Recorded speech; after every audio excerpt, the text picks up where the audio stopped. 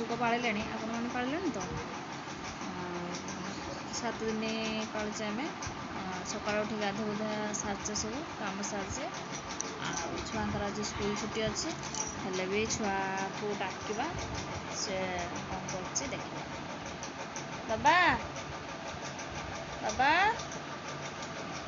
ଉଠ ତ